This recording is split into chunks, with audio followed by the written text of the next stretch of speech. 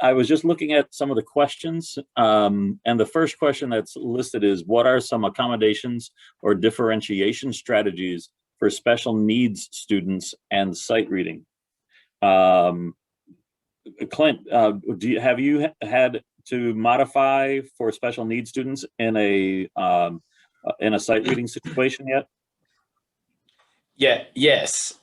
Like I have had the pleasure in my career of often having like multiple sped students in classes. I don't want to say that I'm good at it at any means, but I do feel like we make a safe space for students of special needs. And I think that's the first and foremost when you differentiate, is that it's that relationship first that you build with the kid.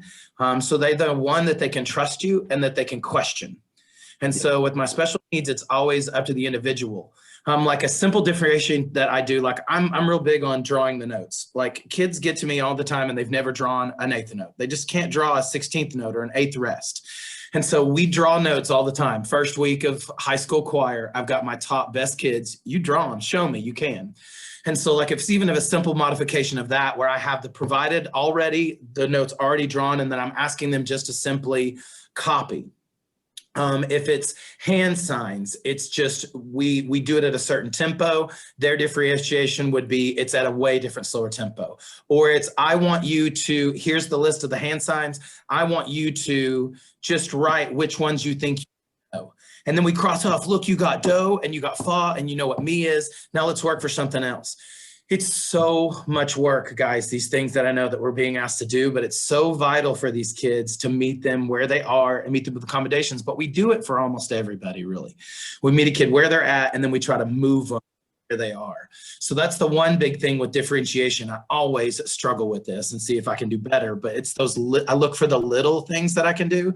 And then I don't know if this is really good, but I use a lot of peer help, where I find my strong singers that I know that are capable, that are ready to be teachers and teaching. And those kids are usually paired with others that they're there to help. I have a kid named Will Dozier that is in my men's course class right now singing with Mr. Brown.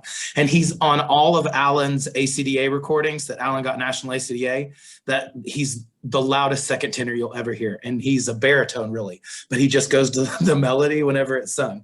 And so we have a little guy, Luis, that always goes to him and is helping solfege, helping label, showing things, and just assisting. And so that's one strategy that I try to use a lot. But you got to be careful that one, the parent likes that, the kid likes it, the other kid likes it. So it goes back to that same piece, which is how you build relationships with these kids. Yep. I talk too fast. I'm sorry. No, you're fine. That's perfect.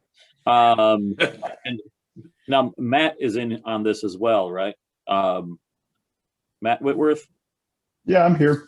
Matt, do you have any tips there? The biggest thing that it's just going to piggyback on what Clint had to say was pairing those special needs students with other students, and it's a trial and error basis. A lot of times, you know, if it's not working out, try something different. If you don't feel like the students are gelling well together, or if they work better with a different student, say, hey, today we're going to have John's going to stand next to you when we do sight reading and help you with hand signs, or Sally is, you know, try different combinations of students. You know, sending a student out of class is something that you don't necessarily want to do with another student and call attention to them. That's going to be based on that student. You know, they might have a student that's okay with being sent out with another student to do sight reading or other things at a different speed than the rest of the class, but it depends on the student. That, you know, sometimes a special needs student does not want to be called out in that way, and they want to be in the class and just let them work at their pace with another student doing the work alongside them. So yeah, that was the main thing I wanted to say, was pair up. Wonderful. Yeah, along that same line, one of the things that I didn't do at first, which kind of I hate to admit, but I didn't bring the student's caseload worker in soon enough when I was teaching earlier in my career is what I'm trying to say. But getting the caseload worker, sometimes getting their perspective on what works for that student Just one instance that comes to mind is I had a student that did not like the color blue. And the folder that I had was blue that their music was in, and they had a negative reaction to the, but my point is bringing in the caseload worker was able to articulate that for that student. And that was not in any of the paperwork or anything like that. But so getting the caseload worker involved, and the black folder worked great for the student. So you never know what an answer is going to be, what the answer is going to be for that student. So yes, you have to tailor make all the accommodations for each. Could I jump in and just say that over the years, I know this is not always the case, folks. I know it's not always the case, but I want to say that if your classroom, your core classroom is just a safe environment, you'll be surprised how successful special needs students can be. And once they get comfortable and they start trying, it's amazing what they can do. It is just amazing. Just want to say that. Yes. Does anybody else have something that, because it's a round table, does anybody have something that they'd like to chime in on the idea of differentiation strategies for special needs students and sight reading?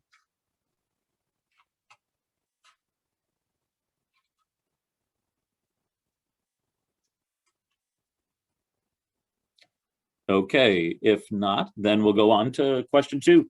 How do you keep music fun for 6th graders and yet get them to begin writing rhythms and solfege? Again, how do you keep music fun for 6th graders and yet get them to begin writing rhythms and solfege? I want to go ahead and speak to this for just a second, if I could, please. It's only been the last 4 or 5 years that I have not taught middle school. I've been a 6 through 12 teacher for about 23, 24 years of my career. Especially want to speak to teaching 6th and 7th grade boys. The more you can make a game out of anything, especially for boys, the more successful you're going to be, hands down. For example, teaching key signatures, note names / solfege. One of my favorite things to do is to make a game out of that by the following. Once they've learned the basic rules of last flat on the right is always fa, last sharp on the right is always T, and then we put up on the board a random key signature, and then we set the ground rules. The ground rules are: you may not look left or right, you may not participate. Once you have shown me an answer, you're not allowed to change your answer. If you don't show me an answer, then that's a minus point, and we'll talk about the team aspect.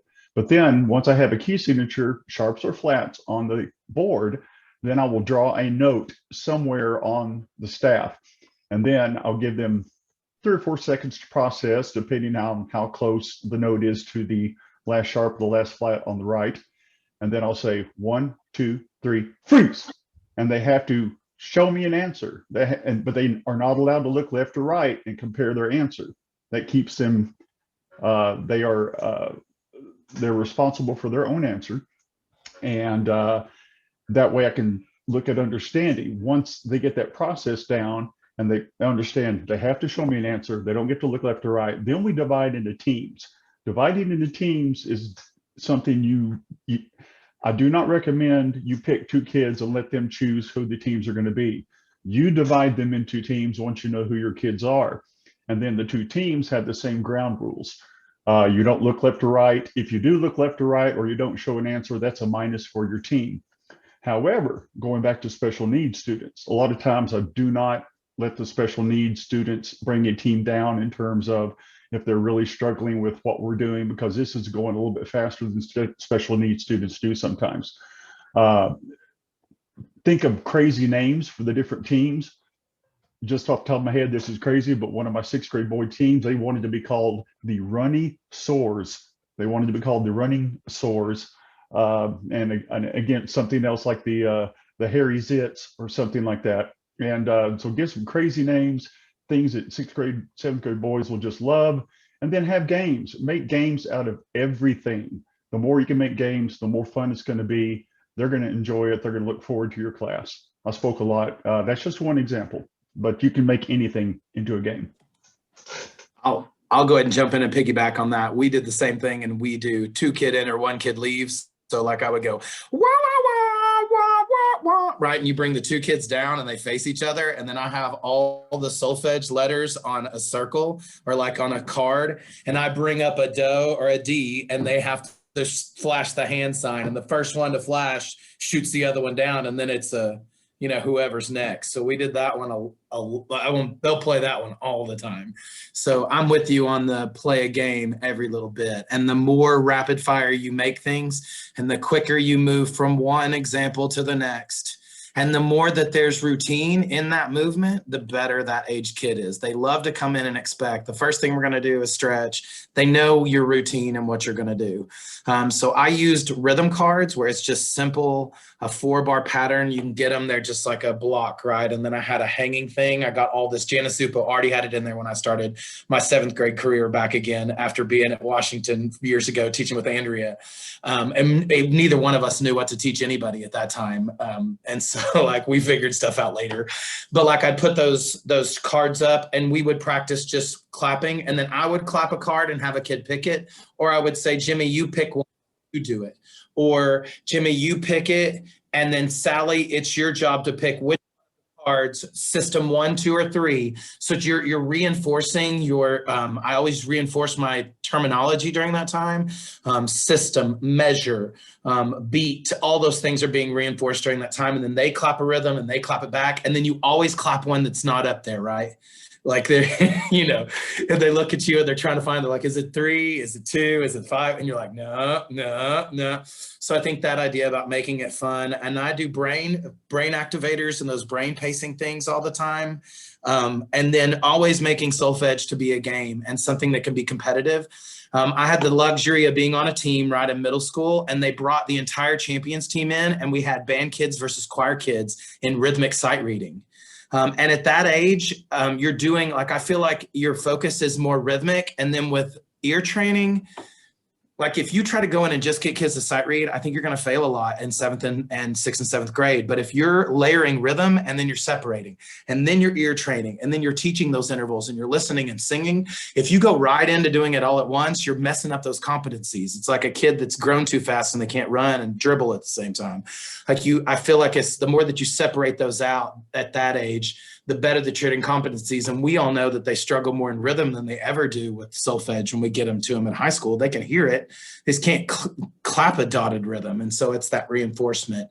And then big on the counting thing and making them pick a system and make sure that you stick with your system that you use. And so that's the big thing for 6th grade is you just gotta, how do you be fun? It kind of falls to your personality too, but you have to be with those age kids, I feel like. All right, thank you. Does anybody else have something? Because I haven't taught 6th grade in a couple decades, so I'm not going to chime in on 6th grade. So do we have anybody else that could chime in on the idea again is how to keep music fun for 6th graders and yet get them to begin writing rhythms and solfege? I will come back because there's one other thing that I did at the end of every year with 7th grade is that we would do all these things. And one thing that I really believe in is that idea of first you have to establish what we call equivalent duration for a kid to be able to figure out how to count and read. So it's that idea of like 1 quarter note is equal to, and that idea that they can balance the equation. They're really good at this already. So all the time in 7th grade, I'm stealing from what they've already done in the general ed classroom and then trying to incorporate it in my class. So like finding that idea of balancing equations and the idea for them to be able to read and develop that. And then I have them write in the pentatonic by the end of the year. They had to do a 16 measure composition in the pentatonic. Every composition starts on do. And now with Note Flight, back when I was teaching 7th grade, it had just started and we just started to use Note Flight, but now all of our kids have it. And so to have them compose in that digital setting or even in flats for docs is amazing. They can go right in their own Google Doc and they can see it because the computer makes them put the rhythm in that way. Those are both successful for me. Just get messy with it and let them get in and try. You know, you're going to have kids that are going to fail, but you're going to have some that are going to be successful with it. And didn't you and Andrea used to do pass-offs? Clint, did you guys do pass-offs? Yes, charts, pass-offs, stickers on the wall. Yep. I did not. Stickers. I was by myself when 380 kids at Hellstern. I didn't do a lot of stickers. But I was going to say, I know that a lot of people find, or a lot of students find it very incentivizing to have pass-offs and to see them get their star when they finally do reach that accomplishment. So pass-offs was something that just came to my mind as well. Even in 7th grade, I did chair testing where we ranked kids, and we would let kids rank each other. We wouldn't rank the bottom ever, but rank the top 5 kids. And I love that for kids. Of like, you can really develop leaders that way by even just saying, you brag on one kid, you can make those kids pick that kid as the leader. So that was one thing that helped a lot too. And that. It is Matt. Yep. Go ahead. Yeah. I was just looking through my Google Drive to see if I could find, I couldn't find it, but I'm real big on ear training at a very young age as well. And I want to tell the directors to not be afraid of doing ear training exercises. One of the things that I did was I'm gonna have to describe it because I could not find the sheet in my Google Drive here. And I wish I'd thought of it before, but have circles, like put do, re, mi, on the left-hand side from the bottom up, and then draw a series of 8 circles next to do, 8 circles next to re, and so on and so forth. And then you play simple melodies, establish do on the piano. You play do, do, and then play simple melodies using do, re, and mi, and play it several times and have the kids bubble in what they're hearing. If they hear do, they bubble do. For the second note, they move over to the second circles. And if they hear re, they do that. And do ear training exercise that way with you singing it to them, with them hearing it on piano, and play it multiple times, give them an opportunity to try to figure out what they're hearing. And I'm hoping that's making some sense. I really wish I had that in front of me. Yeah, but don't be do ear training exercises at a young age. Do that with pitches as well as rhythms. Have them, once they've learned a certain, I mean, it's super simple. Once they even know what a quarter note is and a quarter rest, then you play a rhythm of 1 measure of quarter notes and quarter rests, and have them write that back down. What did they hear? Write it back. And don't be afraid to get in. You're going to be amazed at how complicated these kids can get by the end of their 6th grade year if you are teaching it every day, and how good they will get at reading rhythms, how good they'll get at writing rhythms. And the more ways that they can do it, the more ways you can come at them, the more ways they can come back at you, the better they're going to be at it.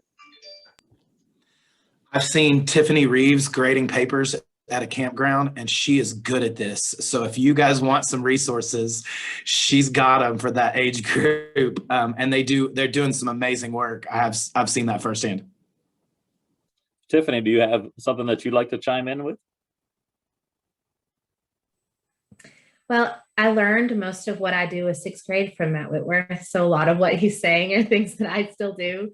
But I think something important to just, once you incorporate everything we just said, is to honestly do as much of it as you can in one class period. Just keep things moving, do something fun, and then go, okay, well, here's what we're doing now. And here's what we're doing now. And I think that they appreciate that. They don't get bogged down by it. Even if it's the game, just making sure you're changing, maybe change the key signature, or something that I would even do to incorporate note values. The same game that Matt was talking about is, I would say, instead of me drawing the note, I would say, okay, draw a half note on T, draw a set of 8th notes on re. And so then we weren't only working on the solfege, but also types of notes. And then they would have to tell me, like, they may draw a quarter note. It was supposed to be a half note. So then that's a teaching moment. Then I can tell everybody, okay, so what's this? Is this a half note? Why is it not a half note? And so I think that's a big thing too, is finding those times within those games to take time to assess what several kids have missed. And so then right in the moment, you're getting that assessment of what people need more time on. And so games then turn into you being able to do that assessment. And that checks a box for you too, because that's a great way to really learn about your kids instead of having to grade a bunch of papers. But yeah, what he was talking about with the composition projects, kids really like that. And they'll say, can I put lyrics on it? Can I name it? Can I make this a real song? Like, once it looks right, you sure can. So all of that, sixth grade is more than capable of doing real choir things. It does not have to be elementary music. And I was really fortunate to learn that from an early time, and to realize that if you teach middle school 6, 7, 8, you are your own feeder. So you set that foundation with those sixth graders, and then you're feeding that directly into those all region and CPA choirs that you have. So once you can kind of shift your mind towards that and not feel like, well, man, they're just sixth graders, that makes a big difference in your day-to-day and your motivation in teaching them. Wonderful. Thank you. Okay. I think we'll move on. The next question is how to recruit during a pandemic.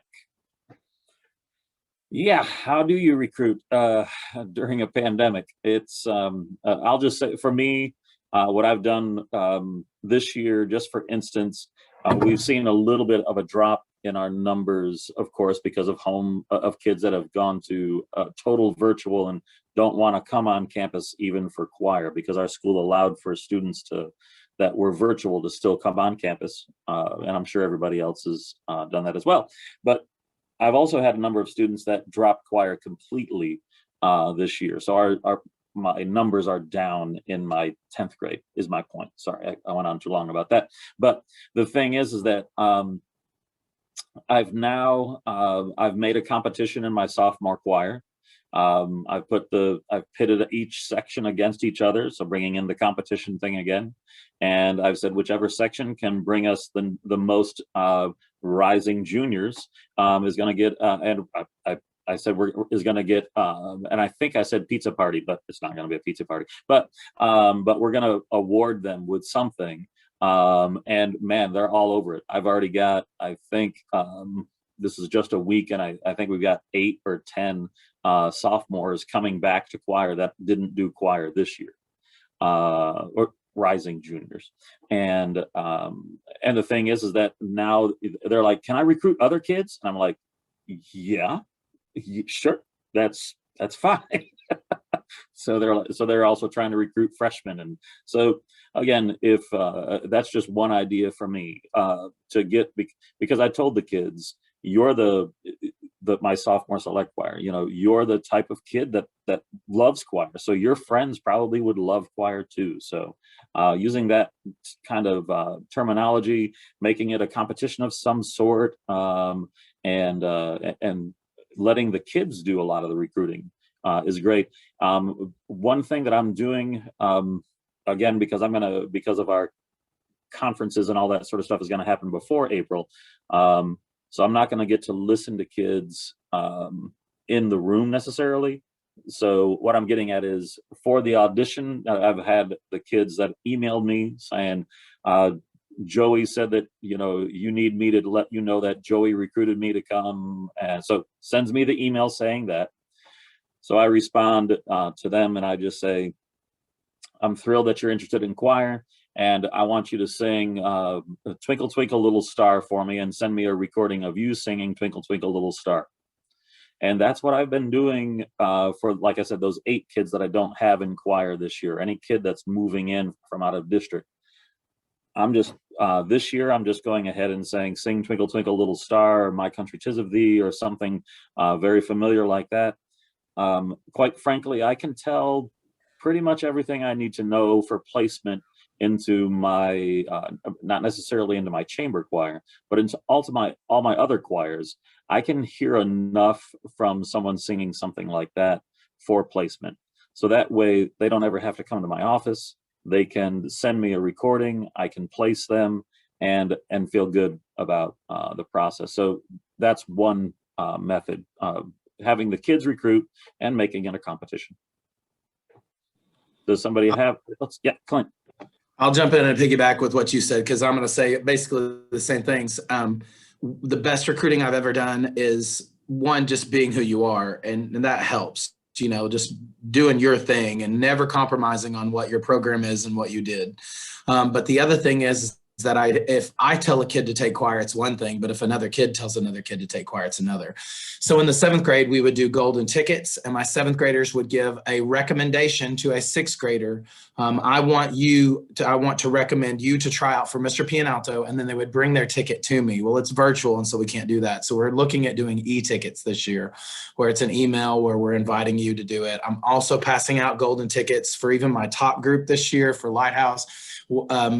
Past members will pass it, you know, they'll give the recommendation, and I'm going to actually weigh those heavily. If one of my returners recommends you, then that means they want to sing with you next year, and that's important to me to know. I'll also share my screen for just a second to show, and I don't know if I have this up, so it might take me just 1 second here, but Terry was talking about auditions, and we opted to go this route, and I just happened to have it up. This is an audition through we made one for the junior high and one for the high school, so everybody can audition remotely this year, and we're making everybody that's in program do this own thing and send it back. It's in 3 steps: a warm up, a tonal memory, and a sight singing. We tell them they have to have a Chromebook, a secondary device, and then they'll go a Flipgrid on the secondary device, and then they'll run through it, the tryouts on this. So we put the Flipgrid next. Kid clicks on it, there's a link already to Flipgrid. They go in here, and there's 2 warm-ups that we use. They can listen to this as many times as they want, so they get it good. It's one of those James Jordan choral warm-up things where it does a 2-octave range. The first one takes them up to a high G. The second one takes them down to a low G. I've got a 2-octave range to see there. I've made a tonal memory for everyone to do. They sing back the tonal memory after they play it. And then there's a sight singing. There's a link attached to each one. When they click on it, they pull up their link. It's just like Allstate. They go right back to their link. They play, "You have 30 seconds." And then they go. And we're going to use that this year and try to see if kids will submit digitally. The only problem I see with that, as many of you all are seeing, is that kids don't turn anything in. Right. Ever. Like, ever. Since you mentioned the students that are currently in the program, what we're doing, just because I know we're trying to recruit, but kids in the program is our school went ahead and we purchased a subscription to Smart Music for every student in the program this year. And so we're having our kids record, you know, between measures 20 and 32 for an assignment for our classes. And so like for me, I told my sophomore select, okay, on our Red Red Rose, you're going to sing from measure 12 to measure, I forget what it was, but that's going to be your audition for next year. So practice it like crazy. And of course, I made it the most difficult part of the song because I really wanted them to learn it. But they could practice it as much as they wanted to. And like you said, you know, record their best, you know, be ready and record their best one. So, and I'm doing the same thing with Ken Griggs's freshmen.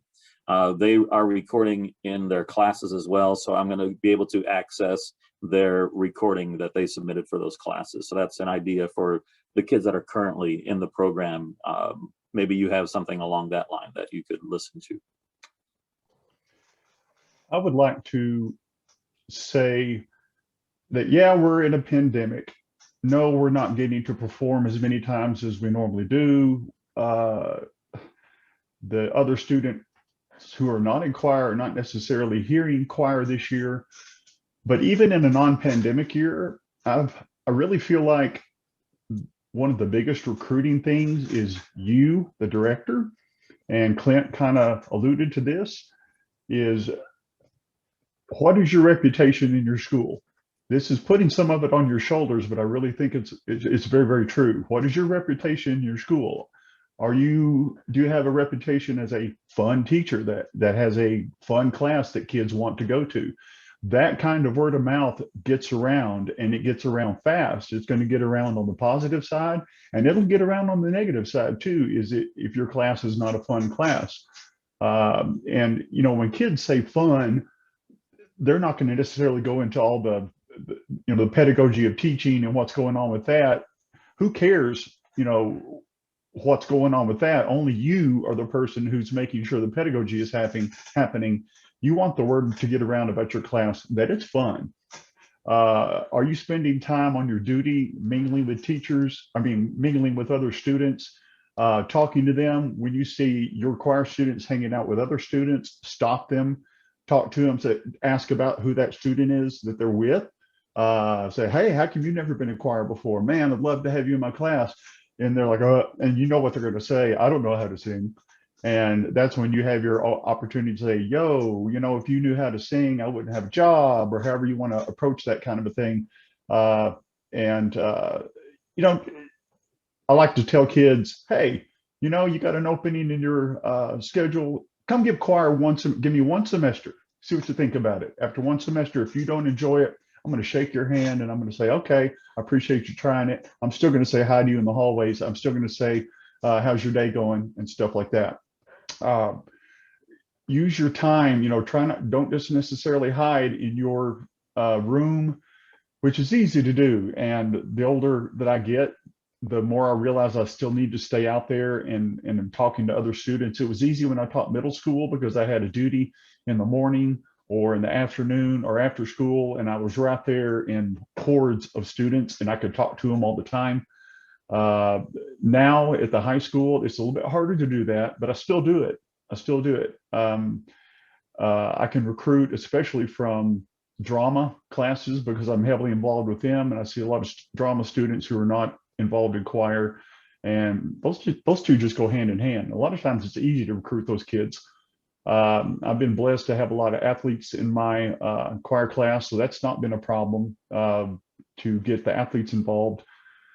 The big thing again is, what's your reputation as a teacher, folks? It's important. Make your classes fun, make your classes as successful as you can, and don't be afraid to mingle with the students and ask about who they are, and learn who they are and invite them to your class. Get the other kids involved, as Terry said and as Clint said. But be a fun teacher. Do the best you can in that regard. It's important. Yep, meeting kids genuinely, it's a huge one. They'll latch onto that genuine reach out and invitation. Yeah. My go-to when a student says, well, I don't know how to sing, I'm like, well, you're lucky. They pay me how to teach people how to sing. So yeah, it's a match. Here we go. Recruit all the time. Recruit all the time. Does anybody else have something different that they'd like to? I remember, I think it was Kara Sedbury that would take cookies out to the football team or something like that. Just think of any way that you can bribe them in the door, and like you said, get them in for a semester, and then you keep them because they find out just how fun it is. So, does anybody else have something that they'd like to add to the recruitment?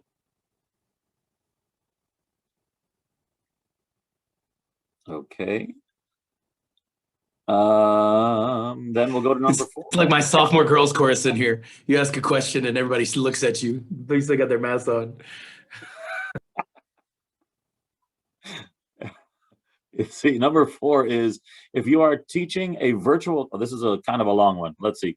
If you are teaching a virtual class via a separate platform, and they listed Buzz, Schoolology, etc., how are you balancing those students plus your on-site kids? I have choirs and I teach about 40 kids online on a course that we don't offer in person, and the curriculum is awful. I unfortunately can't address that one myself, because I don't have, we're lucky in that we have this semester, all kids are brick and mortar that are in choir. Does somebody have something? I'm doing this a little, we're blended. And so I have kids that come Monday, Wednesday, Friday, and then I have kids that come Tuesday, Thursday. And so I only see my kids, like I have some that are 5 day a week, some that only come 2 days a week, and some that may come one time a month. It's just like whenever they can get around, because kids are like, now they're like, well, I'm working on Tuesday. I can't come back and record for CPA, because they're picking up shifts in the middle of the blended days that they're off, and our district's keeping it.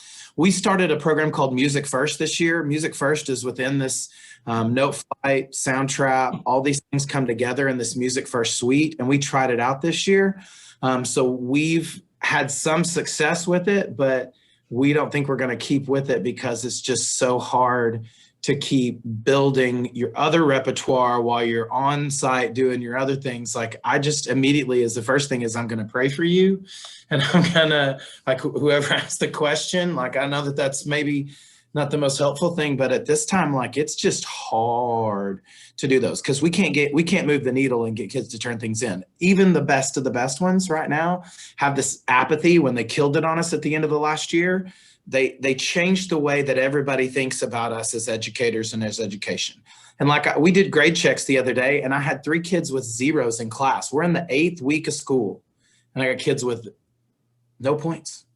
And so it's just like, when we say the struggle is real in that platform. So I don't have anything helpful other than just, I'm sorry. I can say something to this. It's really simple. I will say this. I used Buzz once and said, never again. It is awful. Doesn't make any sense. So here's my favorite things are Edpuzzle and Flipgrid. So along with a recorded Google Meet video of me teaching some content sometimes. So like a really simple one I just did with right now my 6th graders are in semesters. So like I did a video of myself teaching about solfege, showing my hand signs and talking about how it shows pitch when I move them up and down, and then explaining how I wanted their video to look. I put that video from Google onto Edpuzzle so I could give them points for watching the lesson. That way I'm not having to mess with forcing them all to attend a Google Meet. I also quit that. You live and you learn. And then I attached the link to Flipgrid that I attached to their Google Classroom. And then their assignment was to make their own video doing those hand signs and speaking them. So the next tier would be, let's sing the scale. And so I'll make a video of me singing the scale. And then they'll make their Flipgrid video singing it for me.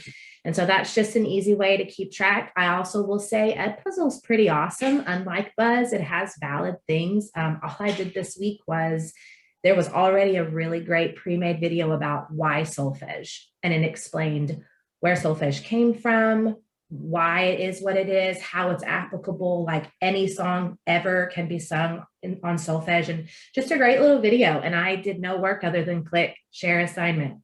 So, but then they watch something that at least if they're going to stay in choir, their brain is still working and understanding those concepts, and the line of communication is still open. So I just try to keep it super simple because it is so stressful to have a completely normal in-building schedule and be teaching remotely. So I've just had to give myself some grace.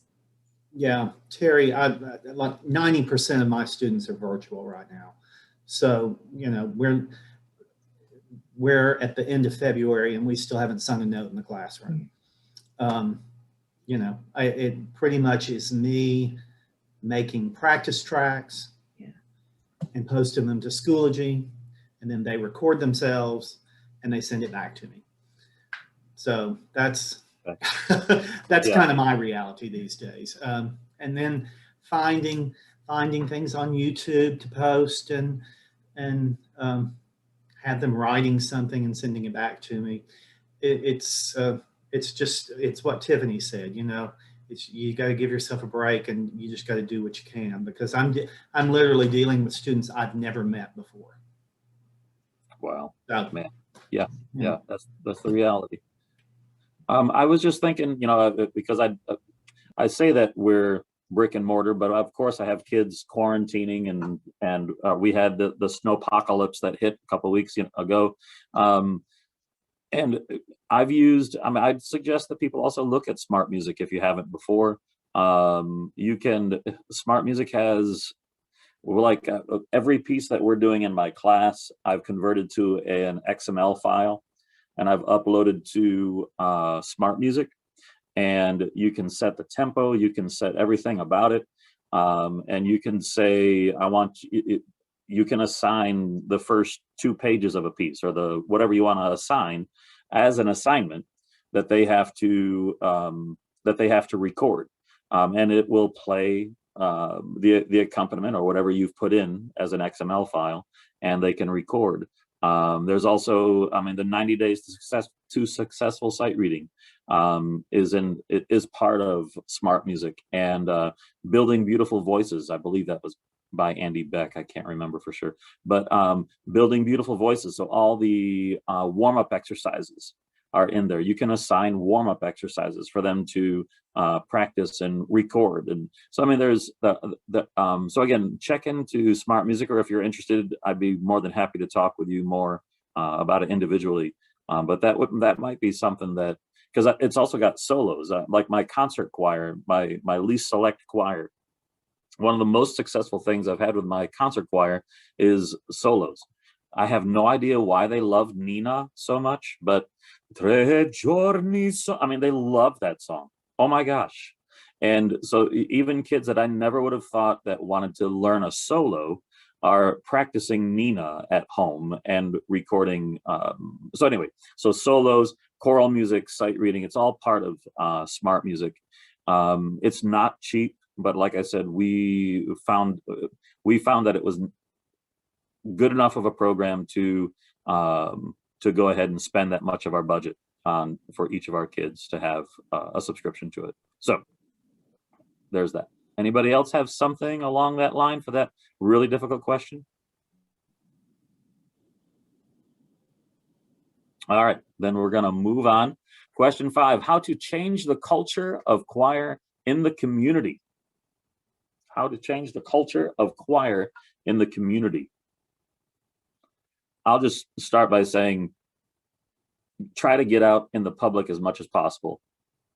Try to perform as much as possible. Being part of community is, to me, probably that's the door. And try to get sing at churches. I mean, we, annually we'll sing at, well, except for this year, we'll sing at numerous churches. And that way, can we come and sing for, and I mean, of course, you can't make a child attend a church service, but you can, either make it voluntary, or you can, you can figure out a way that they could just show up in time to sing and leave.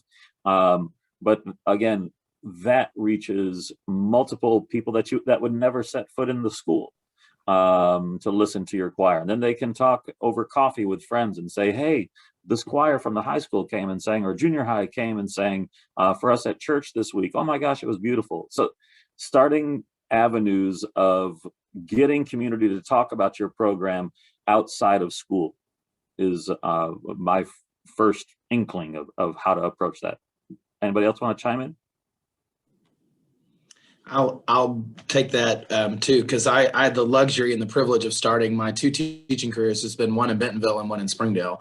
And so the one thing that I got to say when I went to Bentonville, and I don't know if you remember this, Terry, when I first started in 2000, was I made a slogan for my choir room, and it was continuing tradition, I think is what we had, or something on that. To continue a tradition of what Bentonville had already said and what Terry was already building there was how we went out. And then some of the sing outs and things that we would do, like when you go somewhere and you sing for someone, that's some of the best things. I think that Terry does a really great job at this with his choir, and I'm jealous because I'm terrible at this. I quit social media about 4 or 5 years ago, and I just do a bad job of posting stuff for my kids. Like, I don't post my own children. I don't post other people's kids very well either. But like, we have 2 officers, those are 2 officer positions for us that are both that run all of our posts and all of our stuff on Instagram and Facebook and those platforms. And if you got good kids that do those, that helps you get out into that community in a digital space that we never had before. That really is a good way for you to get out and build. But you got to toot your own horn a lot with that, and that's hard for some of us to do. So it's a lot of horn tooting.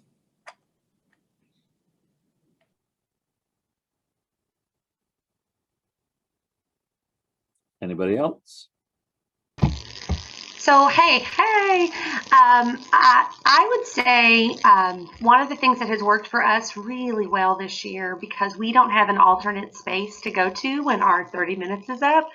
So I've just been singing in the hallway, which I first thought that my colleagues would hate, but they don't. Oh my gosh, I have gotten such positive feedback from my colleagues who are like, oh my gosh, we heard your choir. And now they're talking to my kids. We heard you singing in the hall the other day. It was amazing. And it has started even just in our tiny community. building some support and excitement about the choir program just in our building. So even if you can't get out and about, I've been finding some really positive inroads in just kind of raising our profile simply by singing in the hall, because we don't have another place to go to. So if you don't have an opportunity to get out in the community right now, maybe use these amazing restrictions that we're all under by getting those kids out in front of teachers who would never, ever darken the door of a choir concert. I mean, some of my colleagues have no idea that we have such great kids on our campus that are doing such great things. So it's been a really great experience. And I've told the kids, we're just going to keep doing this and keep bothering all these colleagues even after all these restrictions are lifted. Absolutely great. Yep. Anyone else? Change the culture of choir and community. Anybody got a idea?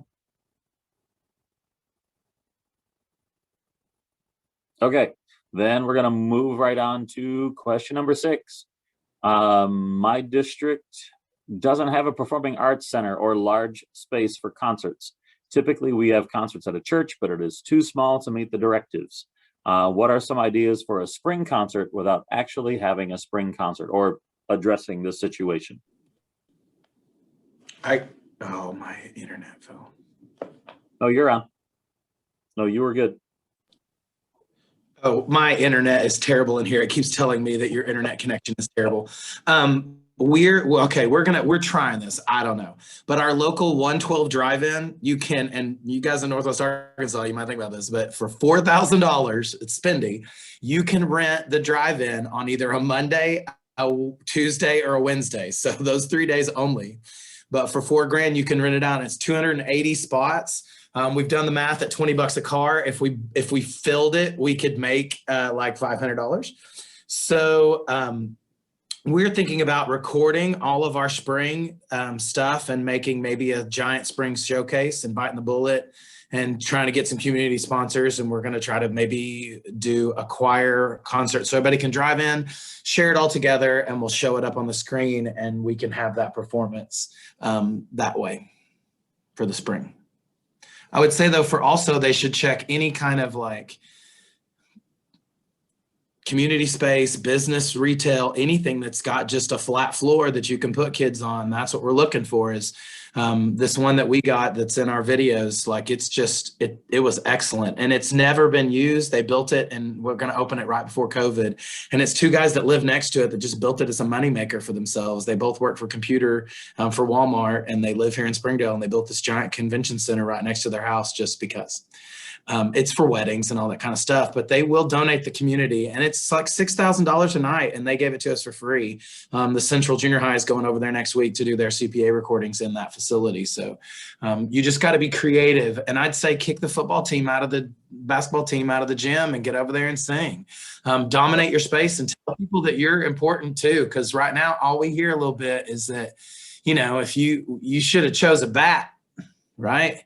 Like, you should have picked up a basketball when you should have been, you were la-la-ing when you should have had a helmet. And that's really the thing. We had a parent that actually put that on Facebook and put their little girl, she's tiny, she's like 95 pounds, a great alto. He photoshopped her head into a helmet and said, maybe this will be better. And then sent that out in the community. And he's a business leader. So people see it, and they see the inequity that we're dealing with right now based upon what our discipline is getting comparatively. And there's a tide there for us that if we keep riding, they're behind us. I know they are, and they see it. So I feel like we shouldn't go. I don't know. There's one thing about being the squeaky wheel and another thing about really standing up for yourself. But I don't know. That's a hard one right there. I'm glad that you mentioned the basketball court, because that's what we're planning on doing at this point. We're just going to spread out on the basketball court and put the audience. It's probably going to be a limited audience, but at least, because I had one parent that she stopped me at Walmart, and she was in tears midway through talking to me about not hearing her child sing. And she was like, I don't care if the acoustics are bad. I don't care if it's outside. I want to hear my child sing. And she was just like, and not in another friggin' video. So, and I was like, I hear you. Yep. So that was just, but I think that that is a possibility of singing in the gym, singing in the cafeteria, like Clint said, something cavernous. Again, at this point, I would encourage you to try to do as much as you can and get something live, especially my seniors. You know, I just keep thinking of my seniors and how they want some sort of final concert where they can sing for their mom or dad, if it's at all possible. So I thought about singing out on the football field outside, but I really think that our gym is going to be the best option for us. We did it in the fall, and it was awful for our kids. Like, it was not a good experience. So Gotcha. we sang with the band on a Friday night football game, and it was like 12 degrees and everybody almost died. And so it was rough. So that was a tough one. We did that early in the semester and we quit that. Yep. We also found a very similar situation to what Clint was describing, an event center out towards Cave Springs. They just built a brand new one that it was opening like same exact time frame, and they allowed us to come in and use it for free as well. So our holiday video that we made was my a cappella choir, which was, you know, an 80 voice choir or something. It was able to spread and be all that sort of stuff. So, and it was cavernous, and it actually sounded pretty good. So I don't know if you have event centers anywhere that you guys could have a choir meet. And again, given the situation, they didn't charge us anything either to come out and use that facility. So the community knows that, and they're doing what they can to help us as well. Any other ideas for that? It's 3:01. I know that we're not restricted, but we're only down to one more question, so I think we'll go for it. Does somebody have another thing to chime in with the last question, though?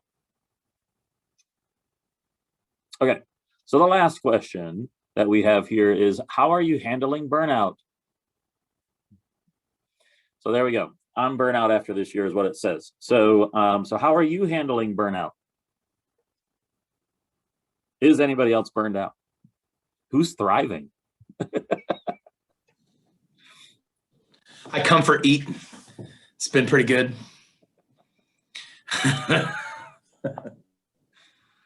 I will say that, you know, this year's I've had more ups and downs, you know, this year than most years, you know, and I feel absolutely like I've got to find a way to retire early oh my gosh, this is going so much better than I thought. And so it's just been up and down so much for me, so much so that I think in the last couple of months, I've realized that when I'm feeling down, it's just a matter of a couple of days before I'm going to feel okay again about something, whether it's a rehearsal or a kid improving or somebody having a comment. But so honestly, I've just really kind of embraced the roller coaster a little bit more this year of emotions.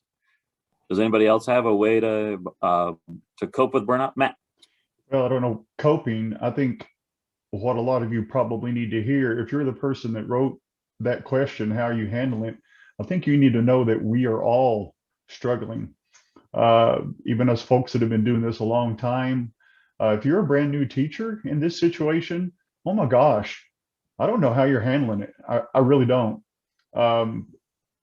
With all my bag of tricks from my years of teaching, I went into this year under so much angst and so much, what are we going to do? How are we going to do it? And so much stress that I know you're stressed, and you need to know that other people are stressed too. But look, here we are. We're already, what, 3/4 of the way through the school year. We're almost done. There's a possibility of all this stuff being lifted by next year. Hang in there. Know that we are all stressed. Take some of the pressure off of yourself. And, you know, give yourself, as Tiffany said, give yourself grace. Know that mistakes are being made and there are ways that you could have done stuff better this year. And if we have to do this again next year, you're going to be better at it. We're all going to have more tools in our tool chest. We're going to keep doing this kind of stuff where we share ideas. And no, you're not alone. It's been hard. I have not enjoyed this year. I'm not going to lie. yes, as Terry said, there's great moments where you feel good and you feel like it's been a success and you're like, yeah, all right, it's getting better. And then the next day you have one of those things that makes you go down again. We're all there. We're right there with you. I am anyway. Yeah. This is a dumb trick, but I did this when I worked with Randy, and I'm just going to say it. This is funny that I'm going to say this, but like I had a login with Randy and it was be happy, because I need to remember that I could be happy while I was teaching. And this year this year rocks. And it was 2020 while it was 2020. And now it's 2021. So every time I log in my computer, this year rocks. And I have to keep saying that over and over. If I keep saying it out loud, I'm going to believe it. We're making a difference. We're doing more. My kids are singing Mozart. We're going to be okay. Like, we're still building relationships. We're still helping kids. I've had 2 check into mental institutions. I've had 2 drop out to just go GRE. Like, I mean, you're really like, we're seeing it. I mean, it's as heavy and it's ever been, and it's really tough. Even to just go do a grade check through kids, because you can see they're in the same boat. But if we keep telling them we can't wait till this starts again, then we give them permission to float. And so what I say is that I'm living now, and I'm going to keep making my choices to put my head down and go, because that's the only way I've ever known to be. So like, I make apologies a little bit for being pushy, but I do not make apologies for continuing to be who I am. And I don't know if that helps my kids, but I do talk a lot about mental health. I talk with them a lot about how I feel and about how I am. And I think that helps them see the realness of where I am and how I'm reacting to all this too. And so I think dialogue and relationships and communication also help with the burnout, because you can tell a kid, this is how I feel about it, and I want you to know that this is where I'm at. And so I think it helps just to be honest and open with them, that if you struggle, but also don't bring your Kool-Aid always to class. You know, like they don't always want to hear all your details, but generalizations are good too. Yep. I was going to say, those kinds of conversations are good for you yourself as the teacher to kind of, I'm struggling today, guys, or something like that occasionally during the pandemic, especially. It's been amazing. Just a couple of times that I've mentioned, I'm having a rough one today, guys. And the kids, are supportive and help you through that day. And then, Ken Griggs and I have had breakfast probably about, 5 more times this year than we have most years. You just find somebody, meet up that you can commiserate with and get it all out, and then it's all out. So see who you can reach out to, share. Yeah, and you've got to have something to do when you leave school. You've got to be able to leave school at school. I had the largest garden this year I've ever had.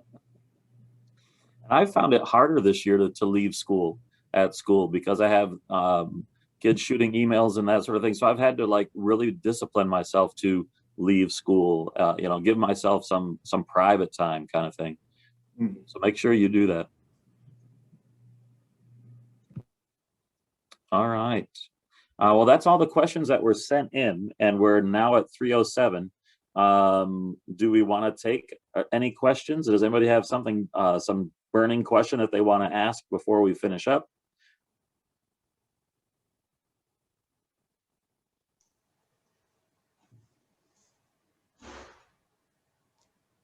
I guess, I thought I heard a microphone, but I guess we're good. All right. So Terry, what do you think? I think this afternoon has been awesome. It's been good for me, and I hope it's been good for you guys too. I put a link to the second PD verification in the chat.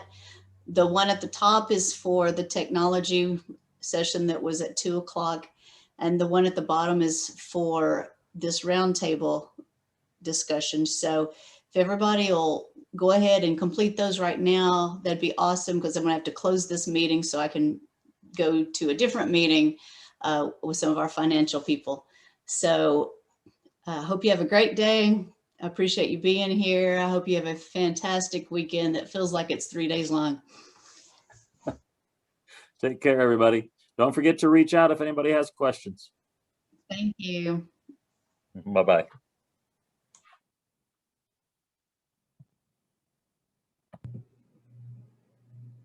So Terry, do we log